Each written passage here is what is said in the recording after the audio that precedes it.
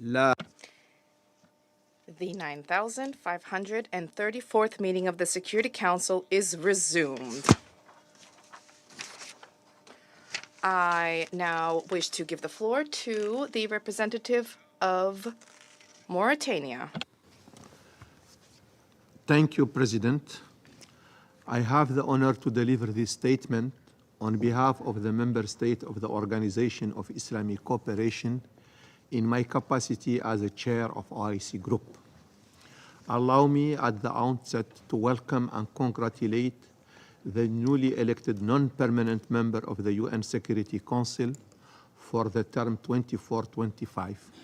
Looking forward to jointly working with this august UN organ for meaningful action to strengthen and maintain international peace and security and to ensure respect for the values and the resolution of the United Nations.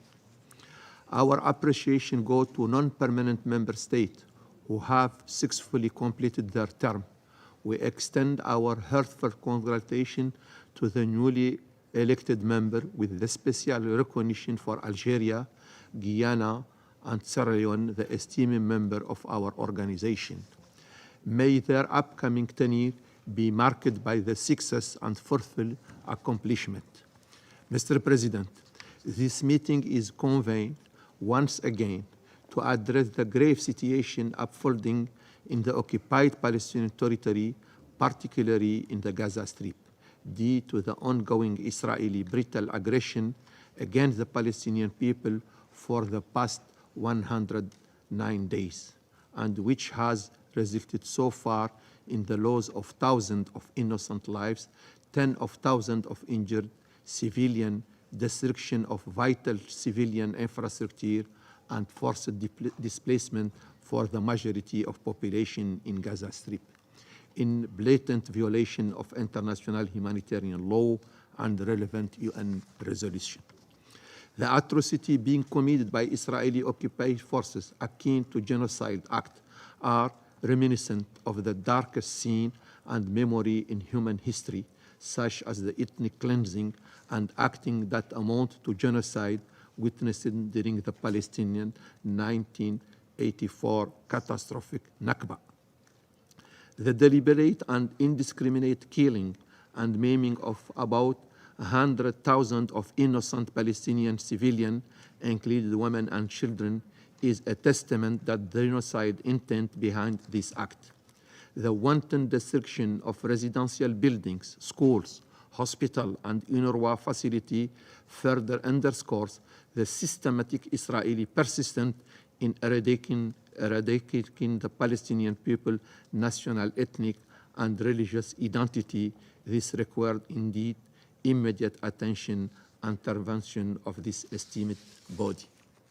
In the same vein, the Organization of Islamic Cooperation, OIC, firmly rejects any attempt to alter the democratic composition of Gaza Strip through forced displacement. The suffering endured by the Palestinian population, with about 90% of the population have been displaced and faced with the constant threat of death, in flagrant violation of international humanitarian law, amount to a war crime.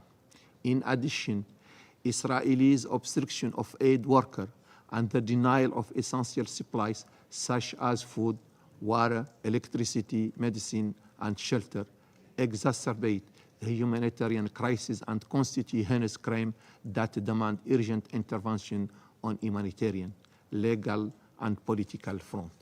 Mr. President, the escalating Israeli aggression, violence, and incursion in the West Bank, coupled with the settler attacks against Palestinian civilians, exacerbate their suffering and pose a grave risk of further deterioration of peace and stability in the region and beyond. Reports show that since 7 October 2023, about 350 Palestinian civilians have been killed and 5,800 injustified detained.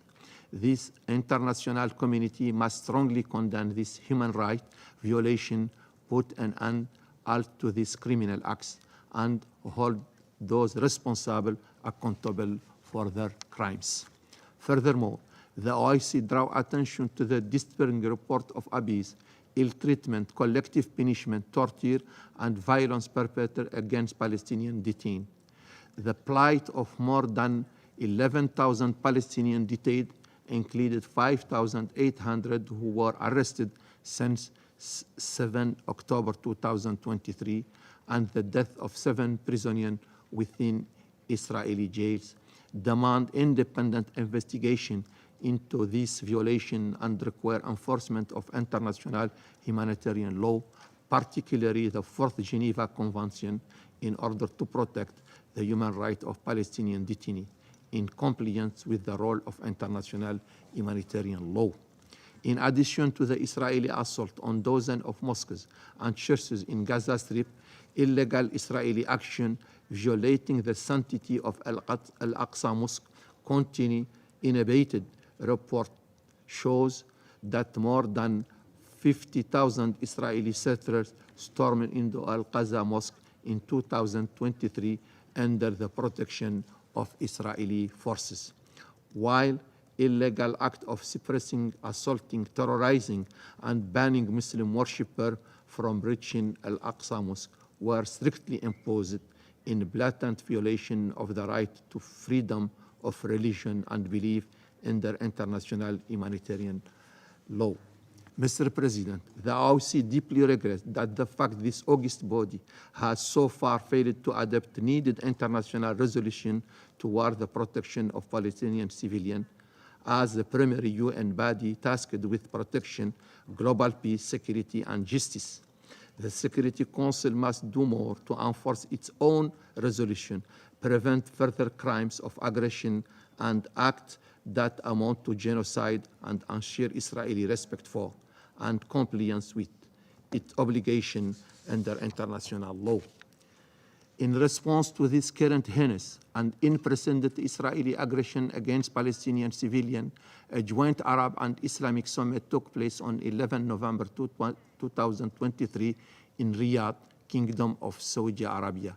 This meeting adopted a resolution demanding an immediate cessation of Israeli military aggression, lifting of the Israeli siege, delivery of humanitarian aid to the Gaza Strip, and compelling Israel, the occupying power, to abide by international law.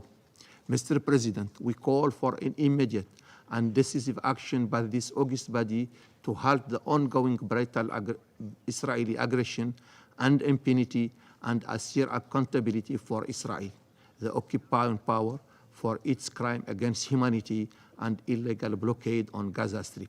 This included the need to provide international protection for Palestinian people and open humanitarian corridors, allow vital supply for medicine, food, and basic necessity to reach Gaza Strip.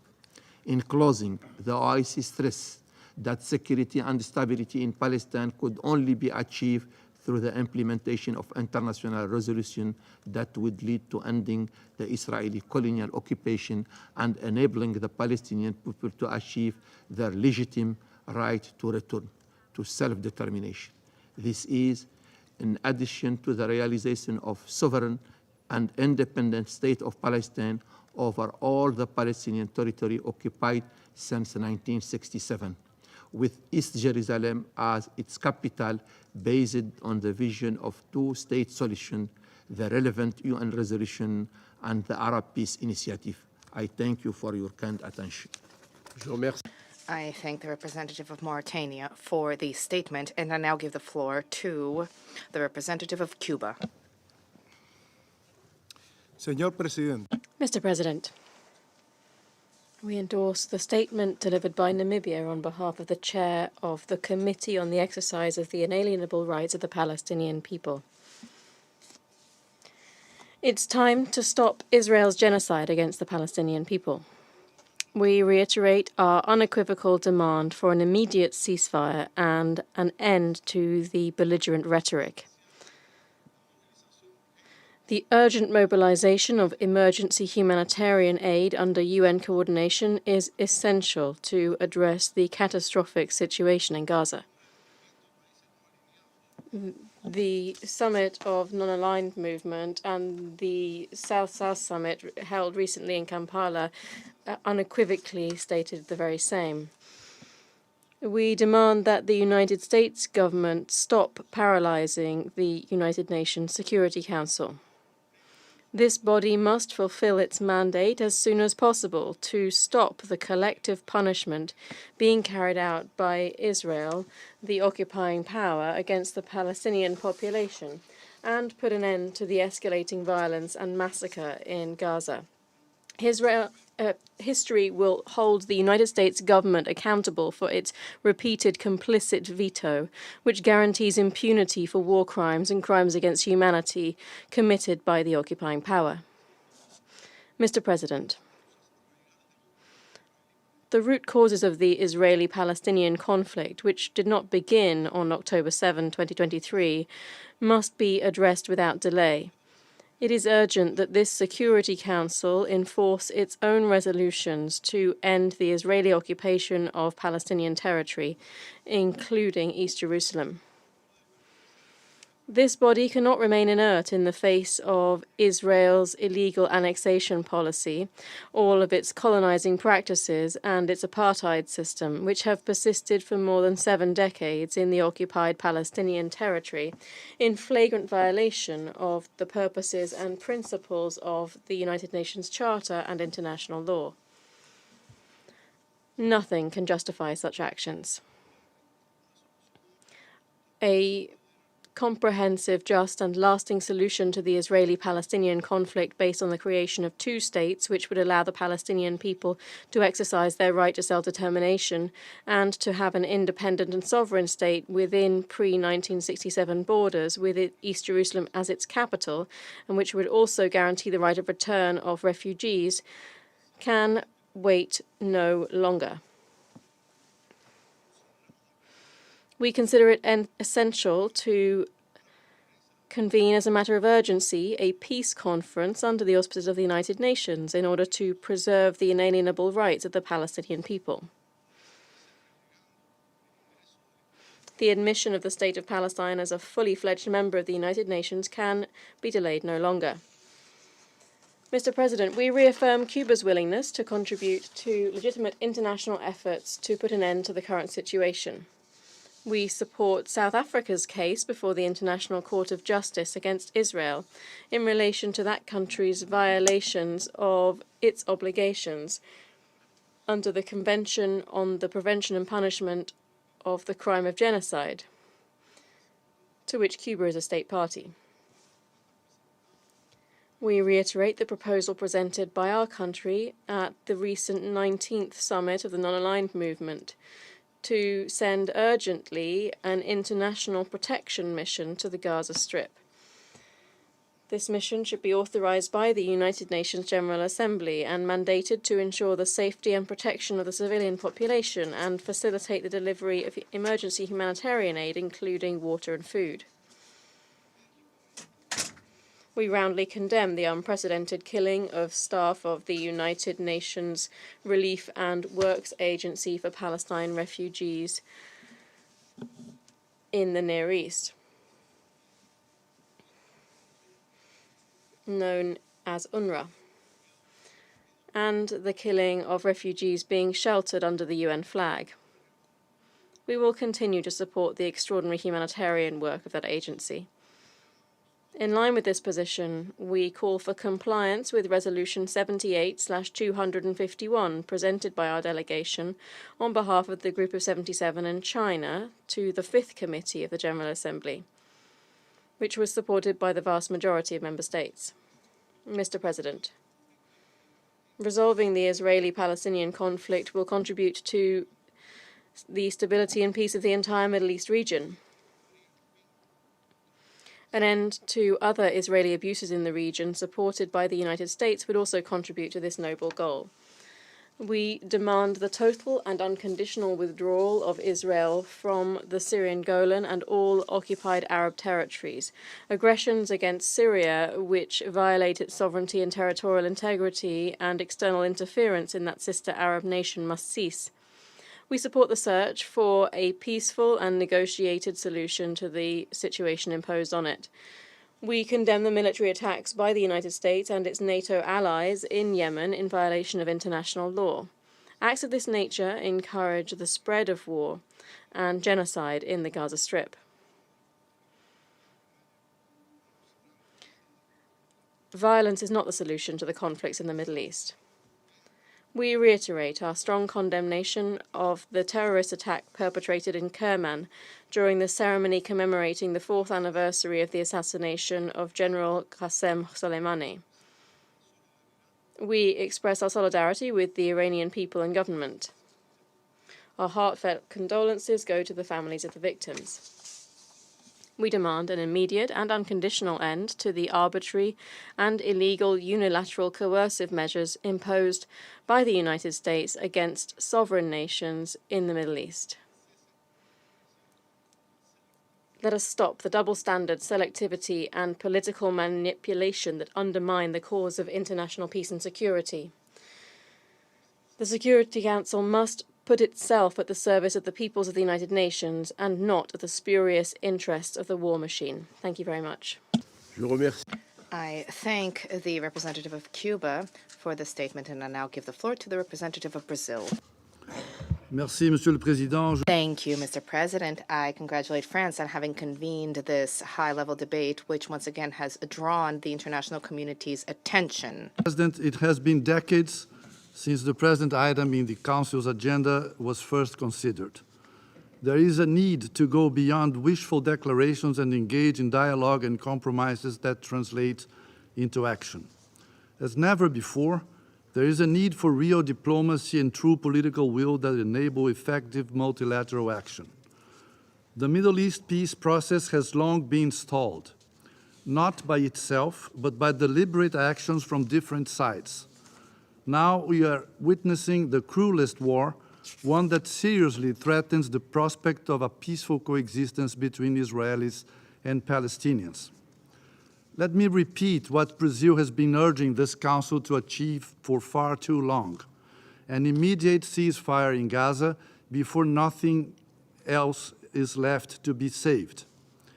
That is the urgent call from the international community, translated in powerful General Assembly resolutions passed in the face of Security Council inaction. Its implementation is long overdue. As stated by the Undersecretary General for Humanitarian Affairs earlier this month, what has been unfolding in Israel and the occupied Palestinian territory is a war with almost no regard for the impact on civilians. A ceasefire is necessary to protect civilians not only from indiscriminate or disproportionate military assaults, but also from death by hunger and disease. The feasibility of humanitarian action and life-saving assistance in Gaza, as determined by United Nations Security Council resolutions 2712 and 2720, depends on it. Regrettably, alongside with relentless large-scale military operations, undue restrictions and delays to the entry of humanitarian aid in Gaza reported by UN agencies compound the hardship of civilians, in blatant disregard for international humanitarian law. The provisional measures requested by South Africa to the International Court of Justice with the aim of preventing the risk of genocide by requiring, quote, the immediate suspension of military operations in and against Gaza, unquote, are most urgent and needed. The requested pronouncement by the principal judicial body of the United Nations not only may enable the necessary humanitarian relief and save civilian lives, but it can also contribute to creating an environment conducive to the restoration of political dialogue and to the resumption of negotiations aimed at the two-state solution. Mr. President, a call for a ceasefire in Gaza does not tackle the root causes of the conflict, as is necessary for durable peace in the region. Nevertheless, a ceasefire now is possibly the only alternative that can preserve the international community's ability to do so thereafter. There can be no military solution to the deeply rooted causes of tension and hostility. Further military action will only deepen resentments, hatred, and ultimately perpetuate the cycle of violence with detrimental effects for the whole region and the world.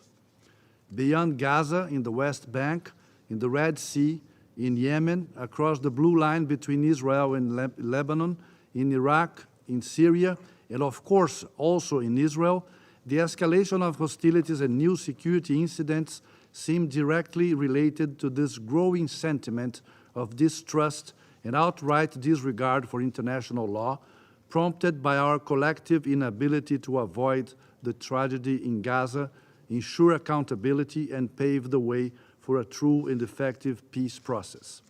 There is no alternative other than advancing decisively towards the two-state solution, with the Palestinian state living side by side with Israel in peace and security within mutually agreed and internationally recognized borders.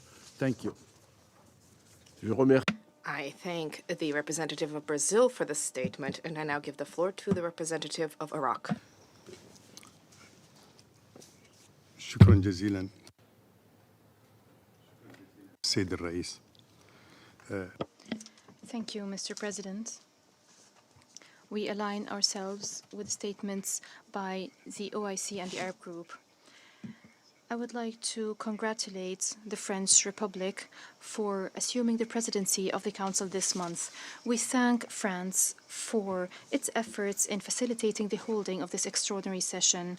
I would like to congratulate the newly elected Council members, Algeria, the Republic of Korea, Sierra Leone, Guyana, and Slovenia, who will serve on the Council in 2024-2025. We wish them all success. I welcome the participation of ministers in this meeting in light of its importance and added value, as the systematic Israeli aggression on the Palestinian people persists. We thank the Secretary General of the United Nations for his briefing presented yesterday. Mr. President, in October 2023, Israeli occupation forces started their aggression against the Palestinian people in Gaza. They've been using various types of weapons, resorting to indiscriminate shelling by land, sea, and air, and claiming the lives of thousands of children, women, and the elderly. They've been destroying infrastructure, schools, hospitals, places of worship. They've been cutting off water and energy supplies. They've been closing border crossings and imposing a siege, collective punishment, and forcibly displacing people. The Security Council has not been able to fulfill its legal responsibility in maintaining international peace and security. Many times it has been unable to stop these massacres and the genocide perpetrated by Israeli occupation forces. This led to the deterioration of the humanitarian situation. We now are facing a true humanitarian disaster.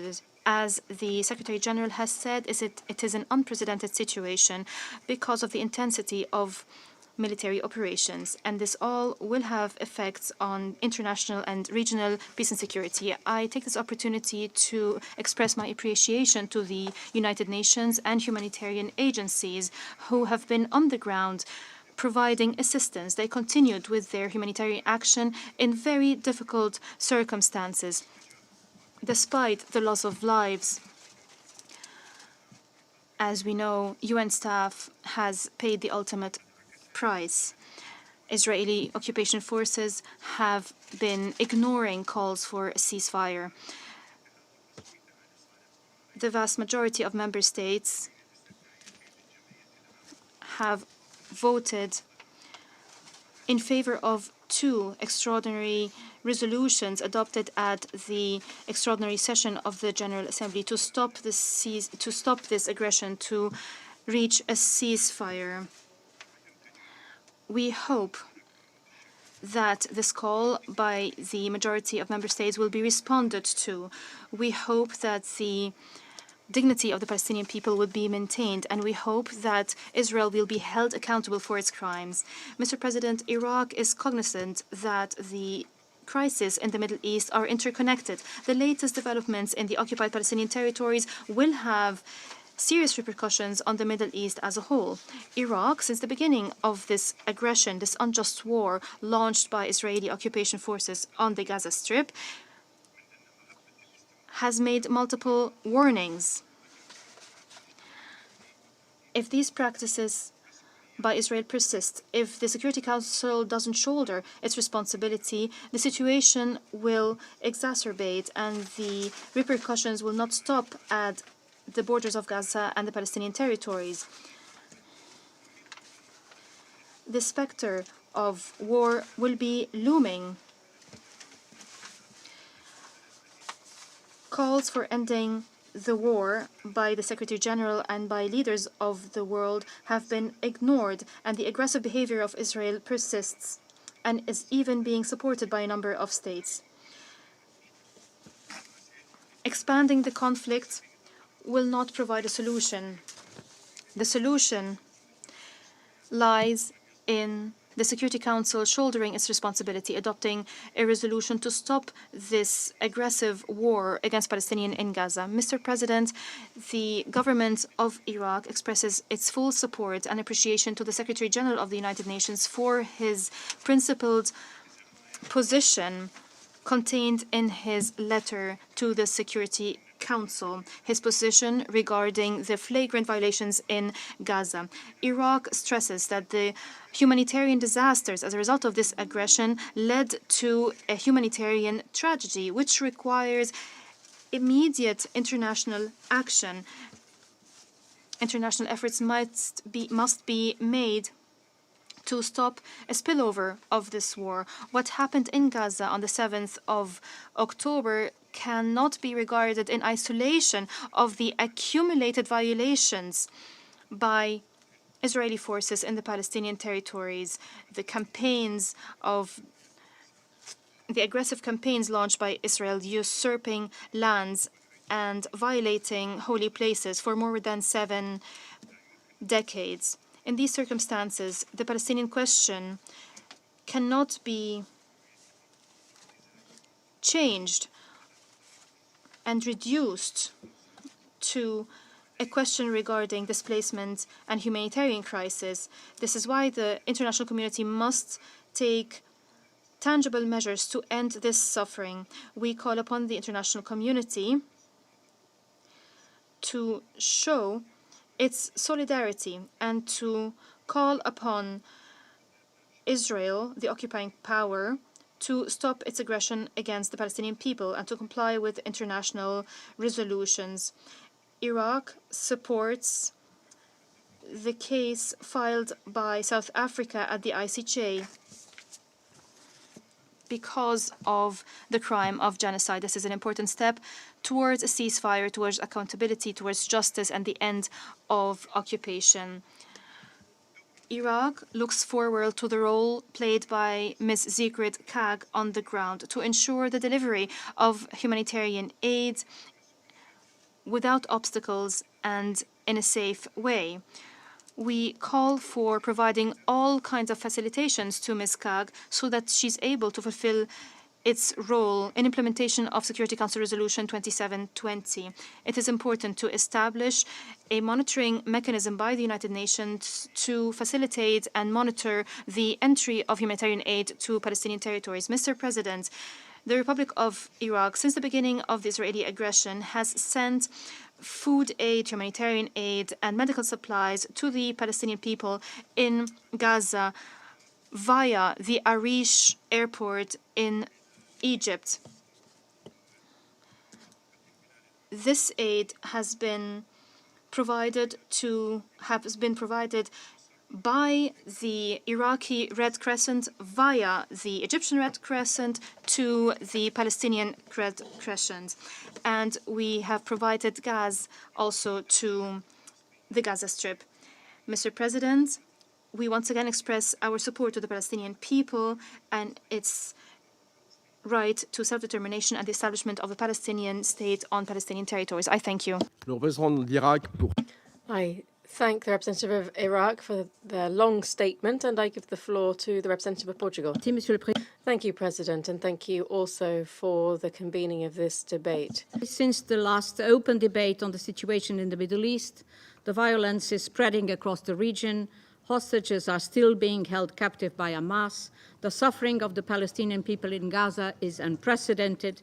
The territory is becoming unlivable, and the anger is on the rise, laying down the foundations for future waves of youth being radicalized among both Israelis and Palestinians.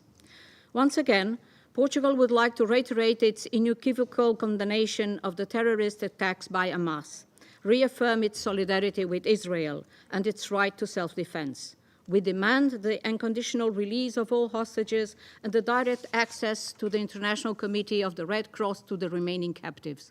Terrorism is not admissible in any circumstances. At the same time, we continue to witness a humanitarian catastrophe unfolding in Gaza, and we must be vocal in rejecting the normalization of the suffering of the Palestinian people. After more than 100 days of war, there is no place for waging war against an entire population. Collective punishment of civilian population is contrary to international humanitarian law, and preventing further loss of life is a pressing priority. We have just heard the staggering numbers the Secretary General brought us here yesterday. This level of destruction is unprecedented, and the civilian population in Gaza is defenseless, both against Hamas and Israel. Furthermore, the basic tenets of international humanitarian law are not compatible with constraints to the necessary flow of food, water, electricity, and fuel to Gaza. We are deeply alarmed by the risk of having even more Palestinians dying from hunger and disease than the ones that have already died under the bombings. We need immediate implementation of UN Security Council resolutions 2720 and 2712. Rapid, safe, unhindered, expanded, and sustained humanitarian access to Gaza must take place now. This implies the urgent need for creating the conditions for a permanent ceasefire. We maintain the view that our collective priority should be the protection of civilians and addressing the humanitarian situation on the ground. Accordingly, Portugal contributed with 10 million euros for humanitarian relief of the Palestinians, as announced at the humanitarian conference held in Paris last November. That contribution reflects our position towards this conflict. We stand on the side of humanity.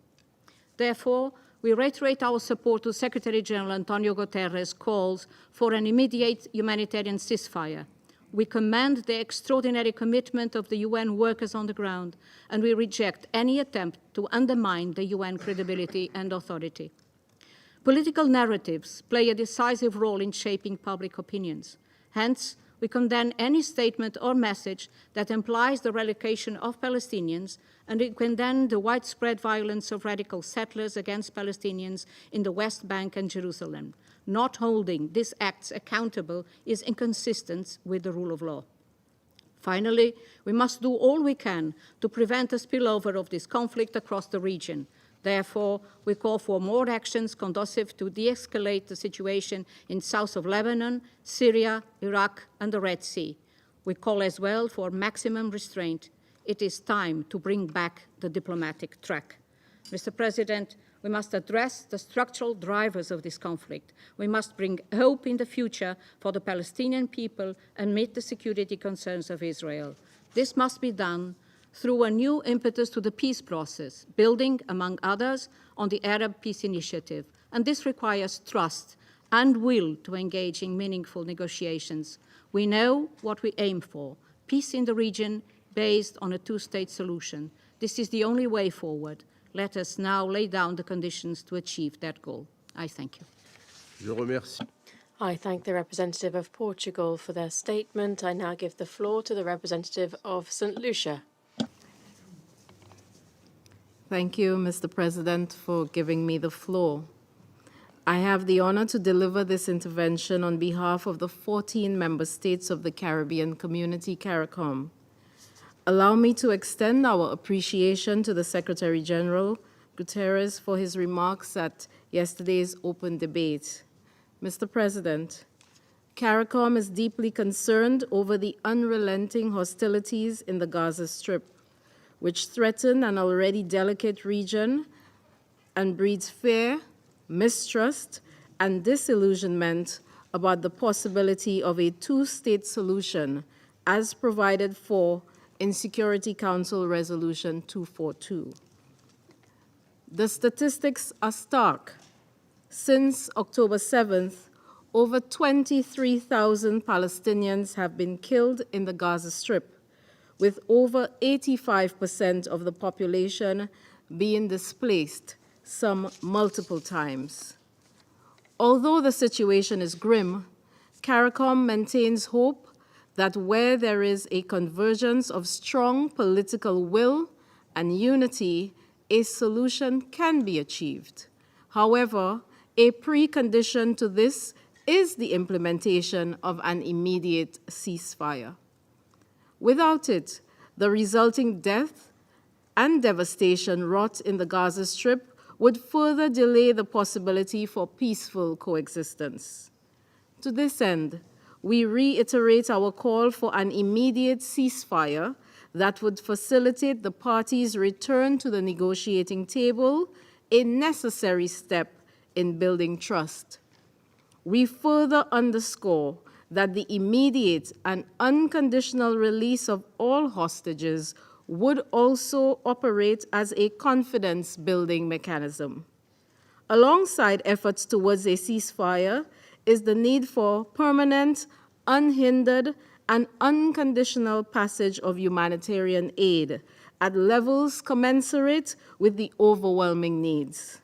This is the only way to assuage the symptoms of a conflict, the brunt of which is borne by innocent civilians. Within this context, CARICOM takes this opportunity to recognize the commitments made by the United Nations, including the UN Relief Agency and Work Agency for Palestine Refugees in the Near East, UNRWA, as well as humanitarian partners working in these hazardous conditions. We underscore that even conflicts have rules to which all parties are equally bound. We therefore call on both sides to comply with their obligations under international law, including international humanitarian law, particularly as it pertains to the conduct of hostilities, protection of civilians and civilian objects, humanitarian access, and the protection of humanitarian personnel and their freedom of movement.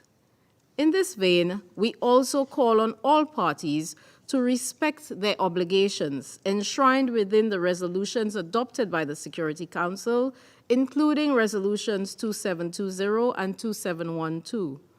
Mr. President, as we conclude, we appeal to the members of the Security Council to work constructively to ensure that Gaza, already described by the Secretary General as a graveyard for children, does not descend into a charnel house. Discord need not preclude durable solutions. We trust that the Council would prioritize the needs and well-being of the civilians to positively impact the situation so that both sides could work towards the vision outlined in Resolution 242, which remains the cornerstone of peace in the region.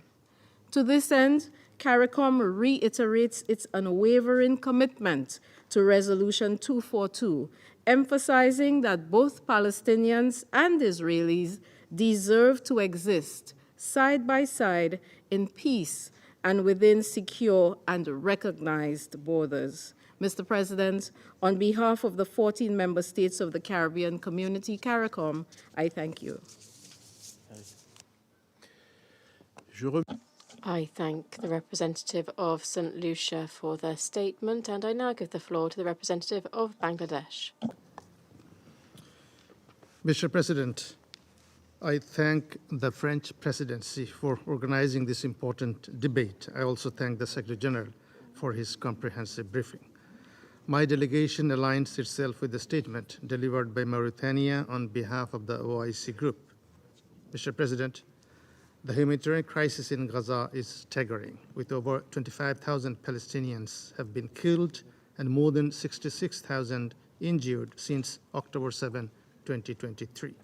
Heartbreakingly, an alarming 70% of those killed are women and children. 1.9 million people have been displaced, forced from their homes as a result of widespread destruction. The toll extends beyond mere numbers. It represents the shattered families, broken lives, and a community grappling with unimaginable losses and pains. Relentless Israeli bombardment spared nothing: hospitals, schools, religious sites, all demolished. The loss of 153 UNRWA personnel is not just a statistic. It marks the highest number of casualties among UN personnel in its history. It serves as yet another stark example of indiscriminate brutality by Israel. And the aggression, killings, and genocide by Israel have been continuing unabated. Regrettably, we must acknowledge one more time that we, the United Nations, especially this Council, have miserably fallen short in preventing the indiscriminate bombing in Gaza and the tragic loss of civilian lives. Adding to the tragedy, Palestinians are now facing critical shortage of basic necessities like food, water, and medicine, and our efforts to ensure vital humanitarian assistance have proven insufficient. Life of the civilians are being used as weapons of war, and it continues. Even after securing the support from the two-thirds majority of the General Assembly for an immediate ceasefire, we have failed, as all the efforts have been blocked in this Security Council through the use of veto power, disregarding the will of international community. Mr. President, Israel must be held accountable for its flagrant violations of international norms and principles, international human rights and humanitarian laws, as well as other obligations prescribed in the relevant UN resolutions. In this regard, we commend South Africa for seeking provisional measures for the International Court of Justice. Bangladesh stands in full support of South Africa's initiative and urge every member state to do the same. Moreover, support to the ongoing investigation by the International Criminal Court is also critical. Palestine issue has reached its catastrophic stage due to the culture of impunity being enjoyed by Israel for decades. It is more urgent than ever to hold Israel accountable for its genocidal act and aggressions. Mr. President, we urge for rapid, safe, unhindered, expanded, and sustained humanitarian access in Gaza to ensure necessary life-saving assistance. We refer to the Security Council Resolution 2720 and welcome the appointment of Ms. Sigrid Kaag as Senior Humanitarian Reconstruction Coordinator for Gaza. We urge the Council to implement this resolution and other resolutions of the Security Council regarding Palestine. Mr. President, we once again urge this Council to take immediate measures to stop the Israeli attack in Gaza without delay, and also to bring an end of decades-long Israeli occupation and aggression against Palestine. In this regard, we would like to repeat that the only solution of this crisis, the only way to establish peace in Palestine and the whole region, is to establish an independent, viable, and sovereign Palestinian state with East Jerusalem as its capital under a two-state solution based on the pre-1967 borders.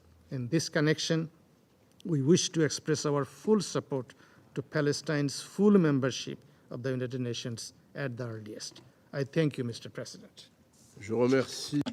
I thank the representative of Bangladesh for their statement, and I now give the floor to the representative of the Syrian Arab Republic. Sayyid Rais. Mr. President, The delegation of the Syrian Arab Republic associates itself with a statement delivered by the Kingdom of Bahrain on behalf of the Arab group, and we wish to deliver the following statement in our national capacity.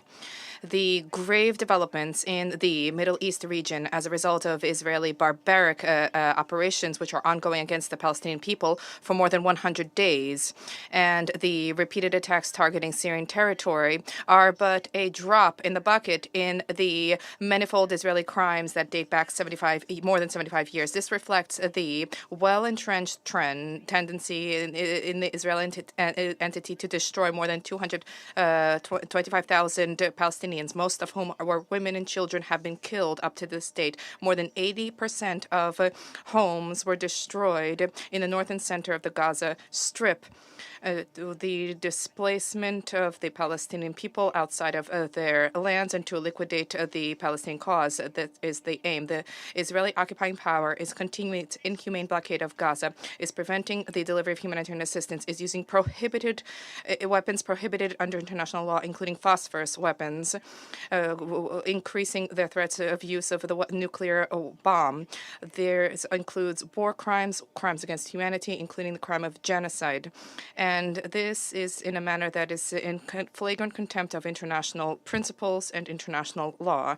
Mr. President, it is outrageous that the United States and some European countries have been attempting to legitimize, to legalize the Israeli aggression against Gaza by placing it under the banner of legitimate defense, and by thereby by making the executioners into victims, the silence of the U.S. and allies in the light of Israeli crimes against the Palestinian people and the obstacles that they have erected to prevent the Security Council from delivering upon its mandate and ending the crimes. These are all factors which shed light on the false allegations of those states who claim to seek to uphold human rights, and they also unmask the lies circulating around my country, Syria, for years. And here I wish to ask those who, for all of these years, have turned a blind eye to the litany of these crimes against civilians, the delivery of humanitarian assistance and guarantee of non-impunity. Could you have the same principles in upholding and protecting Palestinian people against the Israeli war machine? What of accountability for Israel? How is it possible for the Israeli army not to be held accountable for its crimes against the Palestinian people? My country calls upon the Security Council to adopt effective and immediate measures to end the suffering endured by the Palestinian people, to end Israeli persistent attacks, and to deliver humanitarian urgent support, and to prevent the forced displacement of people, and to guarantee that Israel and sponsors be held accountable for its acts, and for them to no longer be able to operate in complete impunity. In this regard, our country welcomes the step of South Africa against Israel vis-a-vis the ICC in light of the grave violation of the Convention for the Prevention and Punishment of the crime of genocide. Mr. President, as part of the same policy of aggression, in the same vein, this policy pursued by the Israeli authorities against the occupied Arab territory since the occupation of the Golan since 1977, there have been heinous violations of international law as well as international humanitarian law. This includes attempts, inter alia, to change the demographic composition and institutional structure of the Syrian-occupied Golan with the establishment and erection of additional settlements and increase in the number of settlers and the confiscation of lands to carry out projects and this, including wind turbines. This is an attempt to impose Israeli nationality on the people there, and this is also compounded by the plunder of natural resources and the persistent closure since 2014 of the Konetra crossing, which is the only way to allow the residents of the occupied Golan to communicate with their families and their relatives in their homeland, Syria. In pursuit of this hostile policy, Israel continues to repeatedly attack the Syrian territory with targeting of residential areas and key infrastructure, including ports and airports. The most recent attack was on 20 January, targeting a residential building in a neighborhood of Damas. These are recurrent attacks targeting the Syrian Arab Republic. There are persistent threats against states in the region. All of this unequivocally sheds light on the expansionist policies of the Israeli occupying power, flouting the rights of people in the occupied territory. The Syrian Arab Republic warns Israel and its sponsors against the continuation of these aggressive policies, which can result in further fanning of flames in the entire region with a global escalation that will jeopardize peace and security both at the regional and international levels. And we urge the Security Council to shoulder its responsibility and to strive to immediately end the occupation of the Arab territories and to ensure implementation of the relevant resolutions of the Security Council, specifically Resolution 242, Resolution 338, as well as Resolution 497, which considered the decision of Israel to annex the Golan as null and invalid with no legal validity. To conclude, Mr. President, I wish to emphasize that the European Union delegation has exploited this council to raise issues related to the situation in Syria. This has nothing to do with the theme of today's meeting. This is an attempt to divert attention from the crimes being perpetrated by Israel in the region and the misguided policies of the European Union, which have continued to fan the flames of the crisis in Syria and to worsen the suffering of our people. Nonetheless, given the magnitude of the tragedy in Palestine, and in respect for the Council, my country will reserve the right to response and will respond at a later meeting. Thank you. I now give the floor to the representative of Cambodia. Mr. President, Excellency, distinguished delegate, first may I express my appreciation to you, Mr. President, for convening today's debate under the agenda item, the situation in the Middle East, including the Palestinian question. It has been more than 100 days since the conflict began on October 7, 2023, resulting in thousands of civilian casualties and enormous destruction in Gaza. It is very unfortunate to see that the war is still going on. Without a ceasefire, many more innocent lives will be lost, not only to gunfire, but also to a lack of treatment for the injured and sick, disease, and food shortage. Mr. President, when one decides something very badly, one should not be shy in talking the same again and again. So allow me to reiterate my delegation view as follows. First, while welcoming the 4 resolutions, 2 adopted by the Emergency Special Session of the General Assembly and 2 adopted by the Security Council, Cambodia called on all relevant parties to the conflict to implement this resolution to save people's lives, prevent the spillover in the region, and achieve a ceasefire. Second, to allow the 2 nations to live in harmony, it is of utmost importance to seek and address the root cause of the Palestine-Israel conflict. Cambodia urged all parties to exercise utmost restraint, constructively engage in dialogue, and resolve conflict through diplomacy and peaceful means to end the humanitarian crisis and achieve enduring peace. Recently, at the World Economic Forum in Davos, Mr. Secretary General Guterres repeated a valid view about the urgent need to build trust to get the 2-state solution moving forward. Third, the life and safety of all civilians must be protected from harm in conflict. Therefore, my delegation urged all sides not to target civilian and civilian infrastructure and to cease fire in order to allow humanitarian access for the delivery of essential aid to those in need under international humanitarian law. To conclude, Mr. President, Cambodia would like to join others in calling for the unconditional release of all hostages. I thank you for your attention. I thank the representative of Cambodia for their statement, and I now give the floor to the representative of Ireland. Thank you, President. Ireland aligns itself with the statement of the European Union delivered yesterday. Today's debate comes over 100 days since the beginning of this war. The situation on the ground in Gaza is becoming increasingly desperate. The level of civilian deaths is wholly unacceptable. the amount of humanitarian aid and supplies reaching civilians in Gaza is wholly inadequate. As stated by the Secretary-General yesterday, the entire population of Gaza is enduring destruction at a scale and speed without parallel in recent history. The adoption of UN Security Council Resolution 2720 was a step in the right direction, but it did not go far enough. It is now manifestly clear that the situation on the ground demands an immediate humanitarian ceasefire. We therefore urge this Security Council to call for an immediate humanitarian ceasefire in line with the overwhelming view of the international community. Ireland thanks the Secretary-General for his frank assessment of the situation given yesterday. In so doing, we'd also like to acknowledge and thank those UN staff who are working on the front line in Gaza.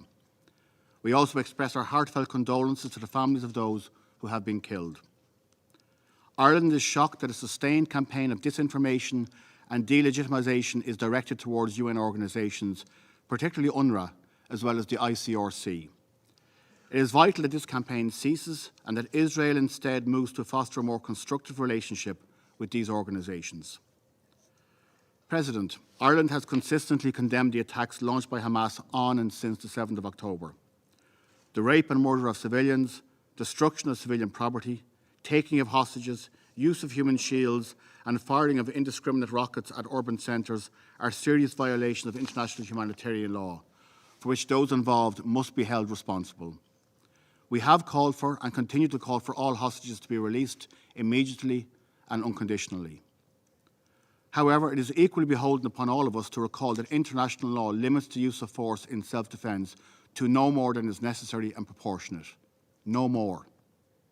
Ireland's view is that these limits are being exceeded, as illustrated by the unacceptable death toll and the massive destruction of property, including homes throughout Gaza, the displacement of up to 2 million people, and the ensuing humanitarian catastrophe to which we have referred. Furthermore, international humanitarian law requires that in any armed conflict, military operations must respect the principles of distinction, proportionality and precaution. Ireland is increasingly concerned that the use of heavy munitions with a wide blast area cannot be limited to military objectives located in heavily populated urban centres and is therefore indiscriminate.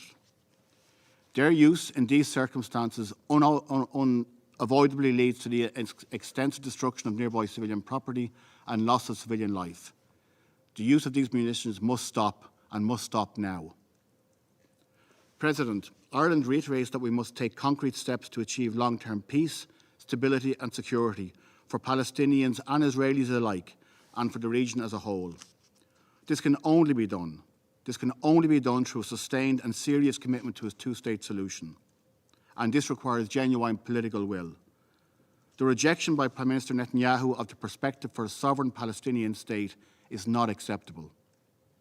In February of last year, the UN Security Council reaffirmed its unwavering commitment to the vision of the two-state solution where two democratic states, Israel and Palestine, live side by side in peace within secure and recognised borders consistent with international law and relevant UN resolutions. As I say, the UN Security Council reaffirmed its unwavering commitment to this vision. Today, the achievement of this vision is more pressing than ever. Thank you. I thank the representative of Ireland for the statement, and I now give the floor to the representative of Maldives. Thank you, Mr. President. I would like to thank France, President of the Council for the month of January, for convening this important open debate on the Middle East. I also wish to congratulate and welcome the newly elected members on the Council, Algeria, South Korea, Guyana, Sierra Leone, and Slovenia. It is heartening to see Guyana, a fellow small island developing state on the Council. I have no doubt that you will continue to champion the interests of citizens on the Council, including a close examination of the security dimension of climate change that the world is going through at the moment. The Security Council has failed. That is a fact that even the P5 should acknowledge. And its failure is most clearly seen in Israel's ongoing war of aggression in the occupied Palestine, most recently since 7th October 2023. What is most astonishing is that the Council, which is responsible for maintaining global peace and security, is refusing to call for a ceasefire. With that refusal, it is perpetuating a potentially genocidal war by the most powerful military in the Middle East against Palestinians. Over a month has now passed since the adoption of the resolution 2720, the second such Security Council resolution since the beginning of the war. The resolution was viewed as the first step towards peace and supported by many countries, including the Maldives. Over the course of the month, we have not seen a cessation of hostilities.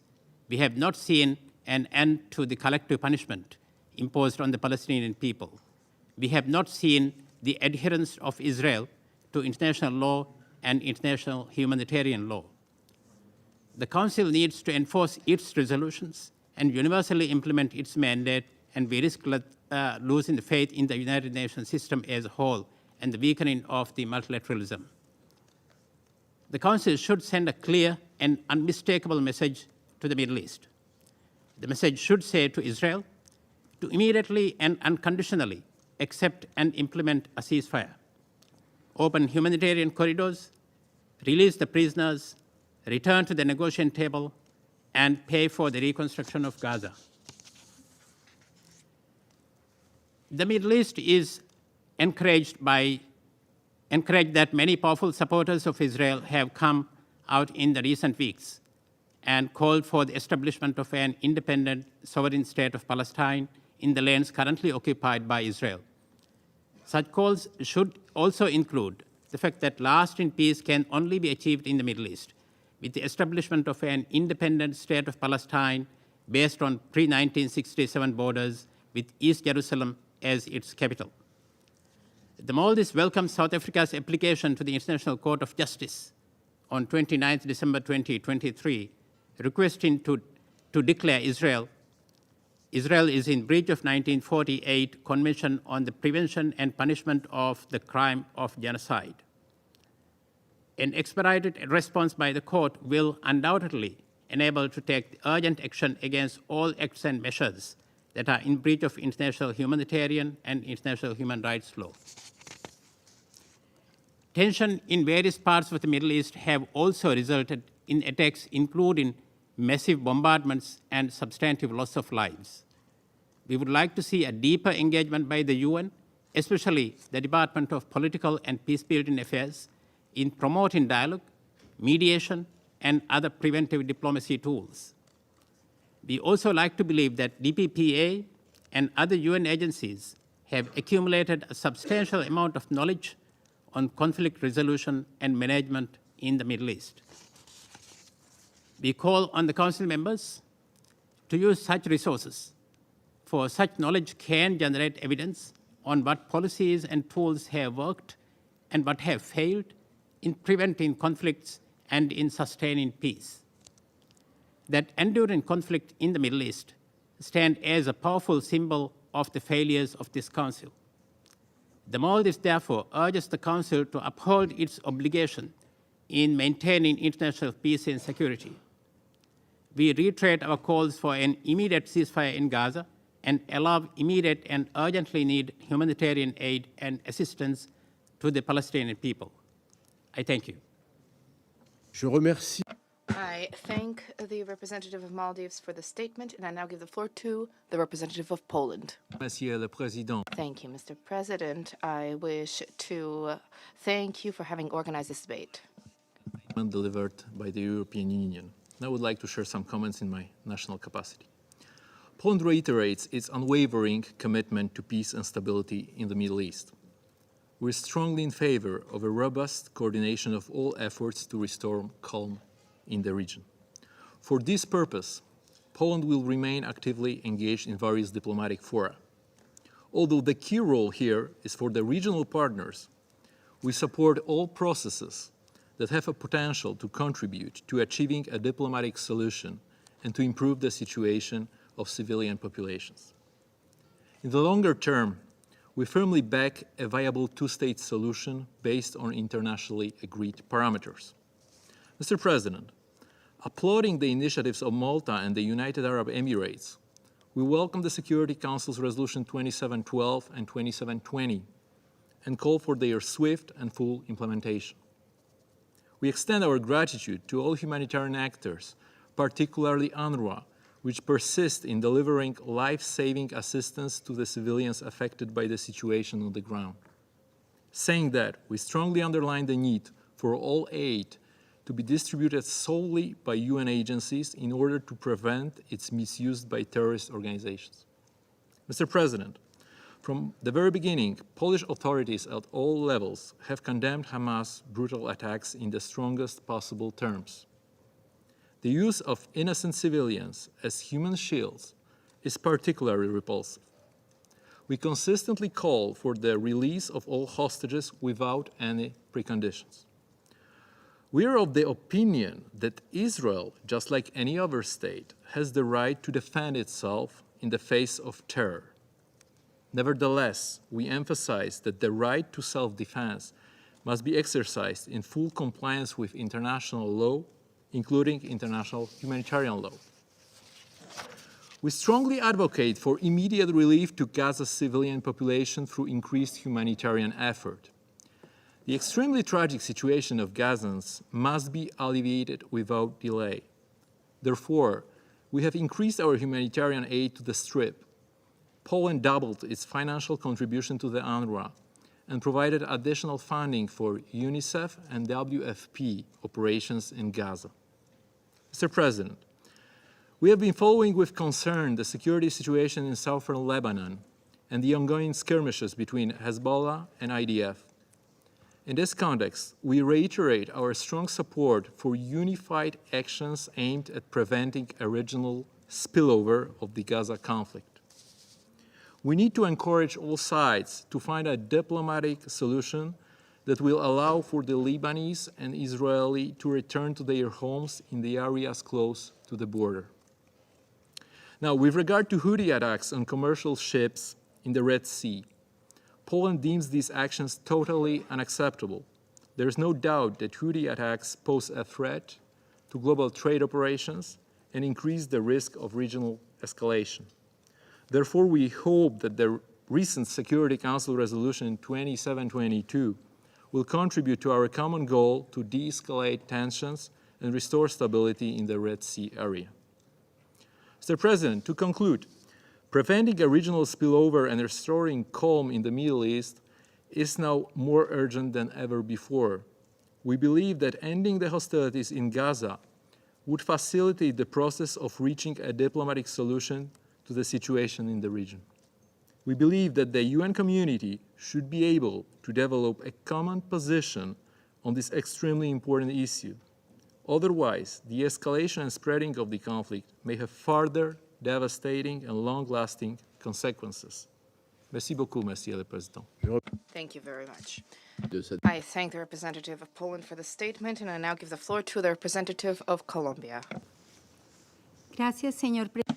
Thank you, Mr. President.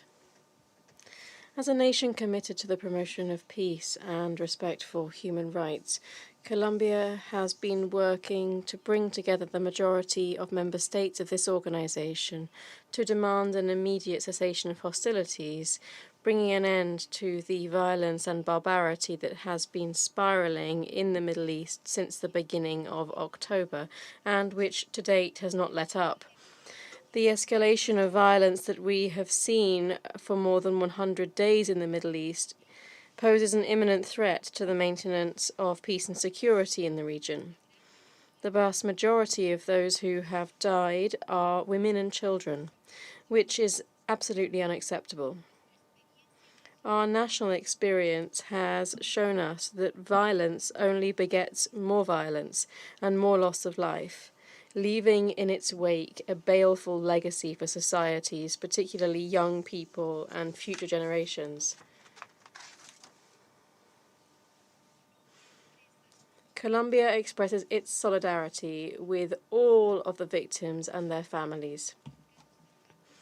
Nothing justifies attacks on civilian targets and the taking of civilian hostages. Nothing justifies the death and wounding of civilians and defenseless women and children, journalists and the staff of the UN Agency for the Palestine refugees in the Near East. According to the Secretary General, since the 7th of October last year, 152 United Nations staff members have died in Gaza. This is the highest loss of life in the history of the organization, a staggering and disheartening fact. We note with concern the lack of water, food and shelter in Gaza and the displacement of a high proportion of its population. It's unacceptable that they've been forced to flee their homes to move to overcrowded and cramped areas. We reiterate that the international community must strongly condemn the grave violations of international humanitarian law that we're witnessing, which have had a disproportionate effect on women, children, and other vulnerable groups. The absence of a response to the conflict between Israel and Palestine is having appalling consequences for the civilian population. It destabilizes the region and it calls into question the very meaning of life and humanity. For this reason, we reaffirm our support for a peaceful, definitive, and comprehensive settlement to the Palestinian question. This based on the two-state solution, living side by side within safe and internationally recognized borders, in accordance with the provisions of the relevant resolutions of the General Assembly and the Security Council, respecting human rights and international humanitarian law. The Colombian government welcomes the claim submitted by South Africa against Israel to the International Court of Justice in The Hague for the violation of various provisions of the 1948 Genocide Convention. Colombia will continue to diligently follow these proceedings and, if necessary, will, in due time, announce specific legal steps to be taken in addition to the South African case. Mr. President, Colombia recognizes and is grateful for the efforts made by various countries to stop the violence. We urge the United Nations and its member states to step up their efforts to bring about an immediate cessation of hostilities, to guarantee access for humanitarian aid to conflict-affected territories, to guarantee the immediate release of all of the hostages, and to de-escalate the violence that we have been seeing in the Middle East. Thank you very much. I thank the representative of Colombia for the statement, and I now give the floor to the representative of the Holy See. Monsieur le Président. Thank you, Mr. President. President, Pope Francis, in his recent address to members of the diplomatic corps accredited to the Holy See, expressed once again his deep concern about the ongoing war. He reiterated the condemnation of the 7th of October terrorist attack against the Israeli people, in which a large number of innocent persons, including women and children, were horribly wounded, tortured, and murdered, and many taken hostage. The Pope clearly stated, "I renew my condemnation of this act and of every instance of terrorism and extremism. This is not the way to resolve disputes between peoples, and once again call for the immediate liberation of all hostages held in Gaza."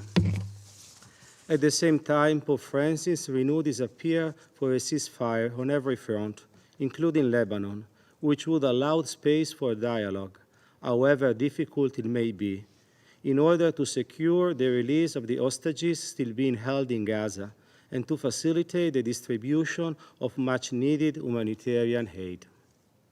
Indeed, the humanitarian situation in Gaza is of extreme gravity, affecting innocent civilians and causing unimaginable suffering, with more than 20,000 people killed and nearly 2 million people displaced. As the Holy See has already stated in its Council, it is essential to avoid an entire population paying the consequences of a heinous act of terrorism. Furthermore, any action taken in self-defense must be guided by the principle of distinction and proportionality and comply with international humanitarian law. It is deplorable that hospitals, schools, and places of worship, all of which are the last resort for those fleeing the violence in Gaza, are being used for military purposes and consequently attacked. Such military activity by all parties must cease, and these sites must be guaranteed the protection according to them under international humanitarian law. Pope Francis has therefore called for a greater effort on the part of the international community to defend and implement humanitarian law, which seems to be the only way to ensure the defense of human dignity in situations of warfare. Mr. President, in Israel and in Palestine, as in every other part of the world, every human being, be they Christian, Jewish, Muslim, of any people or religion, is sacred, precious in the eyes of God, and has the right to live in peace. The most viable solution for achieving lasting peace remains the two-state solution, with internationally guaranteed special status of the city of Jerusalem. It is vital that the international community, together with the leaders of the State of Palestine and the State of Israel, pursue such a solution with renewed determination at a time of widespread despair and hostility, so that humanity may prevail over hardness of heart. Thank you, Mr. President. I thank the representative of the Holy See for the statement, and I now give the floor to the representative of Argentina. Gracias, señor presidente. Thank you very much, Mr. President. Argentina is following with extreme concern the development of the current crisis in Gaza. Argentina expresses its strongest condemnation of the terrorist attacks by Hamas that are at the root of the humanitarian disaster described by the Secretary-General. We regret that to date these acts have not been the subject of explicit condemnation by the United Nations Security Council. In this regard, Argentina recognizes Israel's right to exercise its self-defense in the context of international law, under international law, international humanitarian law. Argentina deeply laments the high cost of the conflict in terms of civilian victims, including children, women, and the elderly, as well as the destruction of basic civilian infrastructure, this according to reports of the United Nations and the International Committee of the Red Cross.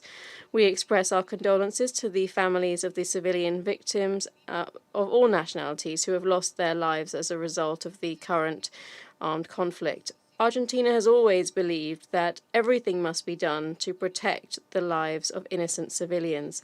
That's why Argentina asks for compliance without delay with the provisions of Resolution 2720 of the Security Council, so that urgent measures can be taken to ensure immediately a better, safe and unhindered humanitarian access, and to establish the conditions that lead to a sustainable cessation of hostilities.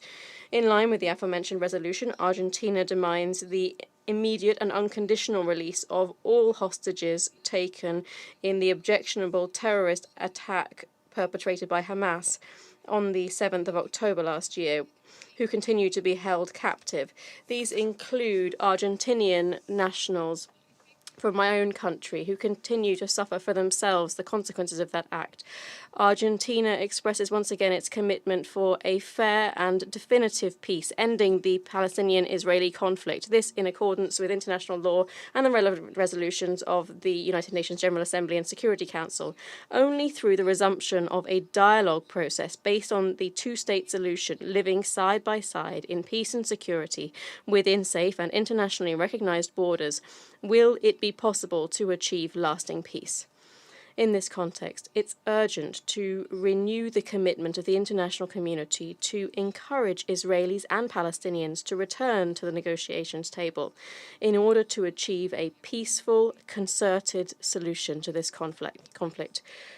Finally, my country would like to thank the Secretary-General and his team for their efforts, and we pay heartfelt tribute to international staff who, with great efforts and sacrifice, have been working on the ground. We pay particular and well-deserved tribute to those members of the United Nations staff who have lost their lives in the accomplishment of their tasks. Thank you very much, President. I thank the representative of Argentina for this statement, and I now give the floor to the representative of Chile. Presidente. Mr. President, we congratulate France for convening this open debate and for its leadership during the presidency this month. We are grateful for this opportunity because it allows us to reaffirm the importance that we grant to this issue. In this same sense, we take note of the briefing made by the Secretary General and the other briefers. Chile promotes the two-state solution and the right of Israel and Palestine to live in harmony within safe and internationally recognized borders, with full respect for the human rights of all of their inhabitants. For this reason, we urgently appeal for full and swift compliance with the relevant resolutions that support the right of the Palestinian people to form a sovereign state. These include resolutions 181 and 242 of the General Assembly, and also those related resolutions, such as Resolution 2334 of the Security Council.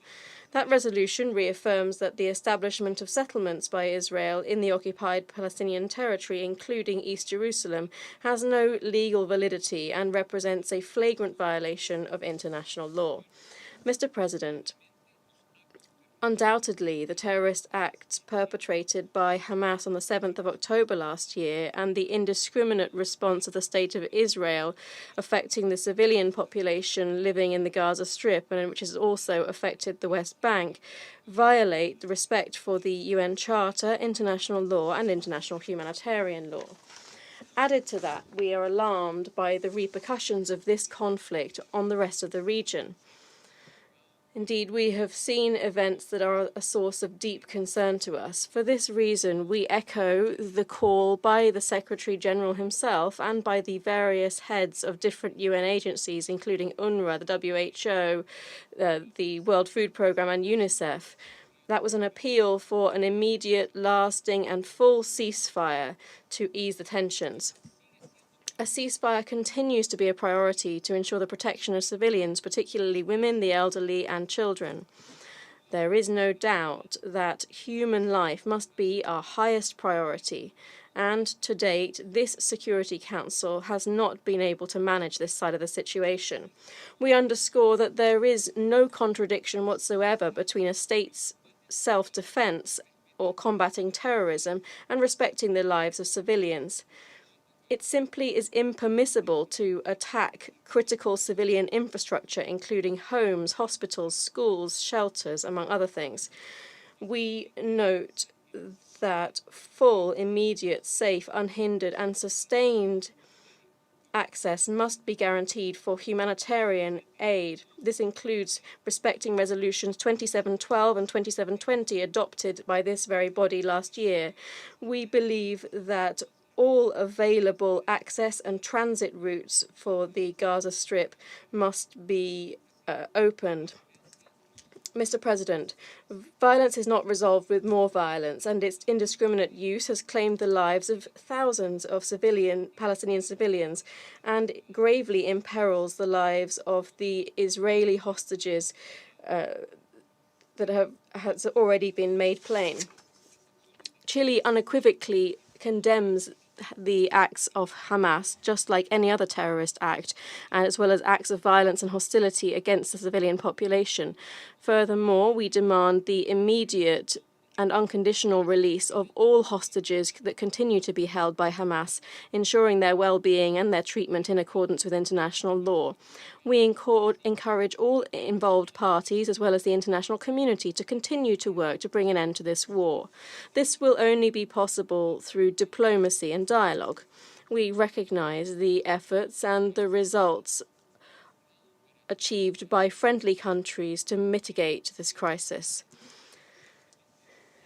We bid every success to the newly appointed Humanitarian and Reconstruction Coordinator for Gaza, Ms. Sigrid Kaag, and we hope that she will receive all necessary assistance to be able to accomplish her mission. Chile has always reaffirmed that one of the priorities of our foreign policy is to achieve a peaceful settlement in the Middle East.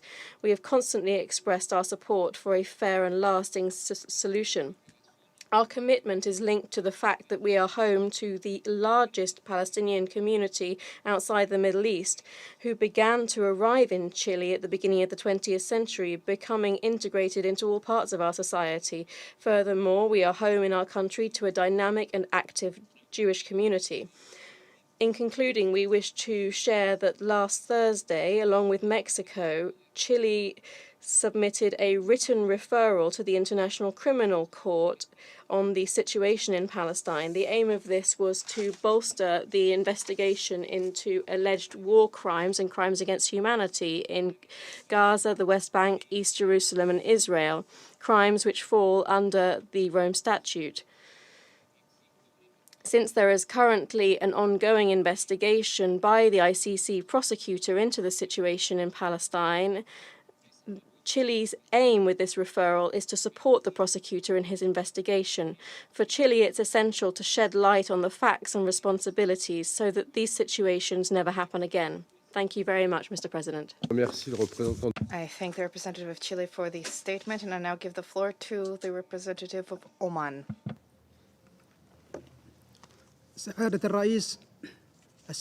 Mr. President, ladies and gentlemen, God peace be upon you all. Security Council convenes today yet again, more than 100 days after the situation in Gaza, while it fails to take measures to stop the situation, despite the repeated calls from the international community, including the General Assembly, even the Security Council, and the Secretary General's position. The Secretary General, who we commend for his respect of the international law and international humanitarian law and upholding them. Peace-loving countries will not forget those who gave a green light to Israel to continue its aggression against the Palestinian people. We say to Israel in one voice, you need to stop this Holocaust against the Palestinian people. This project of a genocide, ethnic cleansing, and forcible displacement is not acceptable. We hold Israel, the occupying power, and all those who support Israel in committing this crime, the full responsibility for this aggression that has and continues to undermine the legitimacy of the Security Council. The Security Council that we always took pride in its achievements and accomplishments in preserving and safeguarding international peace and security. This will also not undermine the determination of the Palestinian people and all countries that reject colonization. And we say that any occupation will end one day.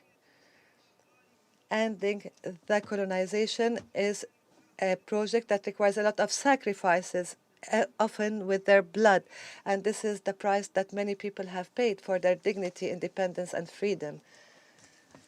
We condemn the genocidal actions of Israel against the Palestinian people, and we continue to urge the Security Council to uphold its legal and ethical responsibilities, to call for a ceasefire and provide protection for the Palestinian people, provide for their humanitarian needs, and hold Israel accountable for violating the law, for violating the international law and the international humanitarian law. Its disregard of the Security Council resolutions, international resolutions that call for ending the occupation of the Palestinian territories and other Arab lands, and for Israel withdrawal to the 1967 borders in order to achieve sustainable and comprehensive peace. Thank you for your attention.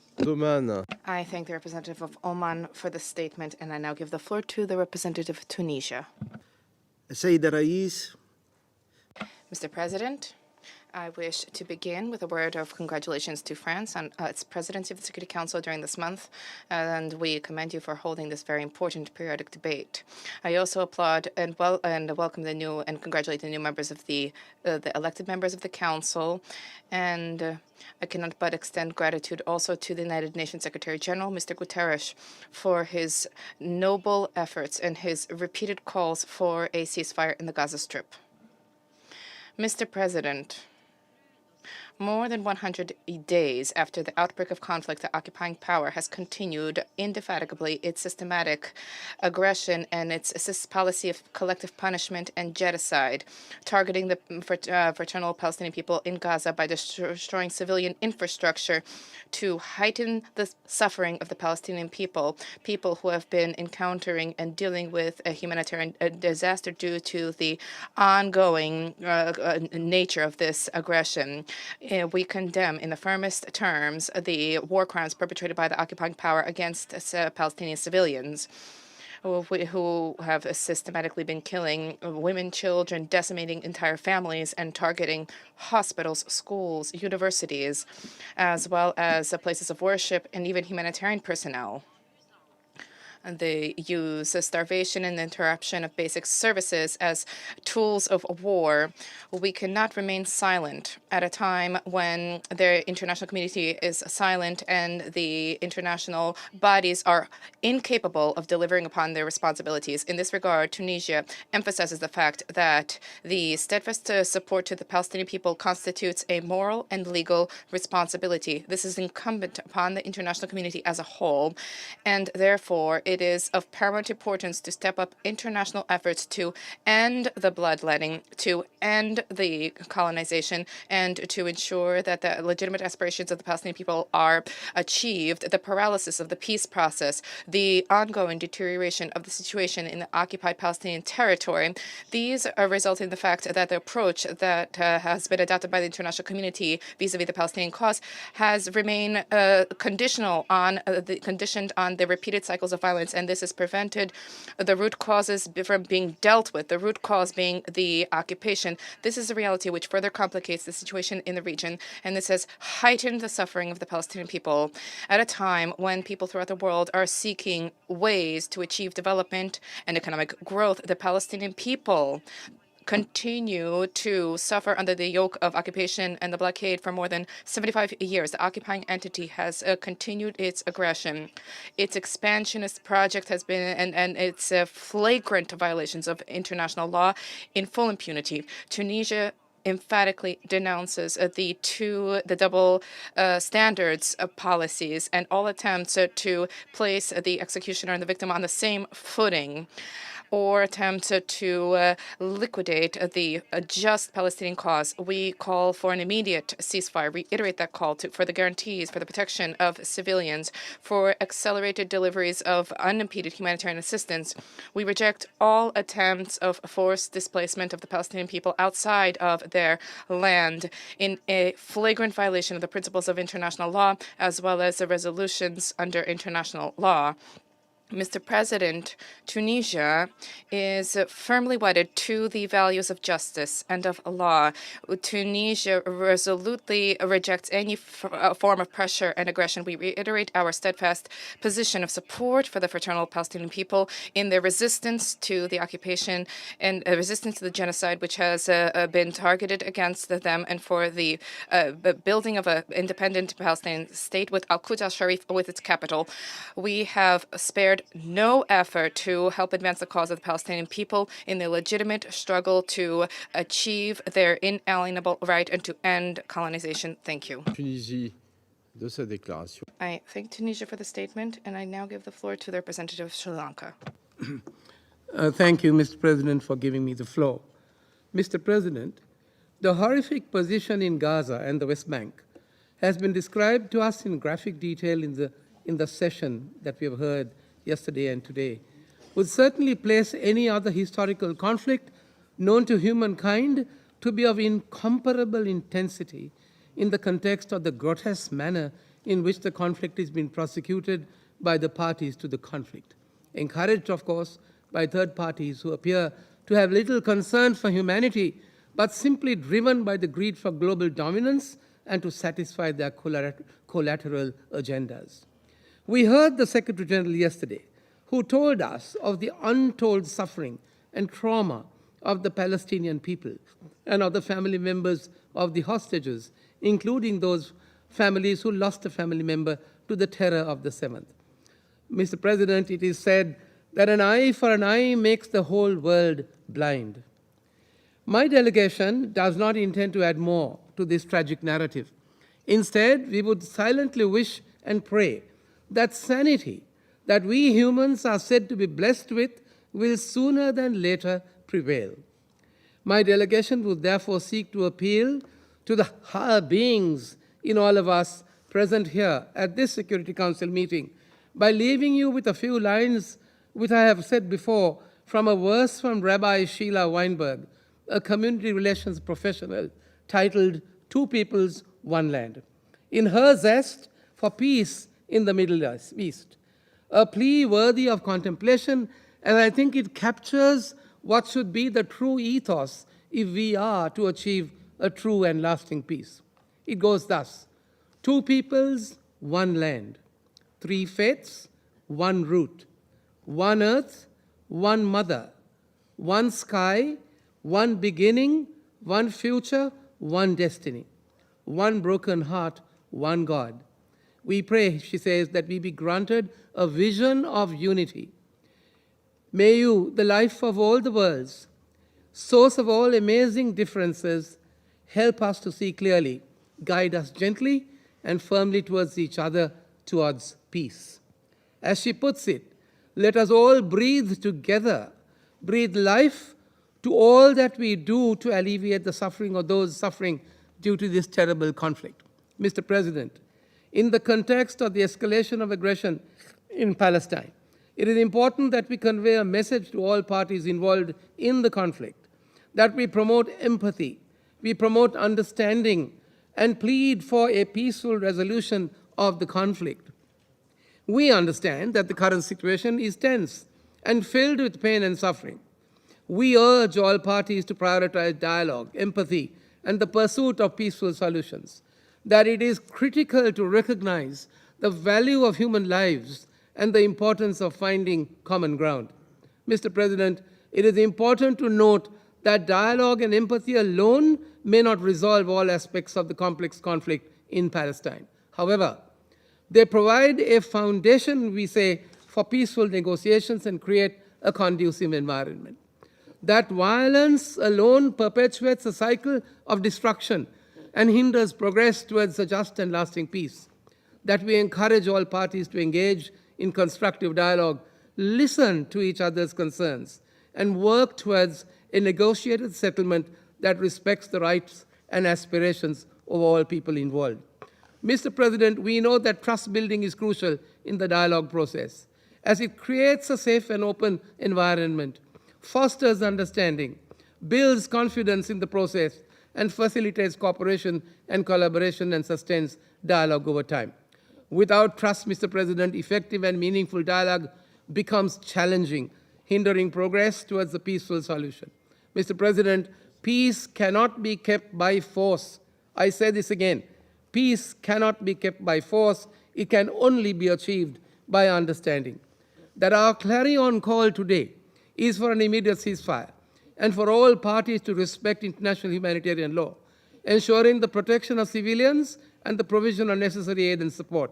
It is through dialogue and dialogue alone, understanding and a commitment to peaceful coexistence that we can build a future where all can thrive in dignity and security. Sri Lanka's long-held principled position on this matter has been clear. We recognize the legitimate and inalienable rights of the people of Palestine to statehood.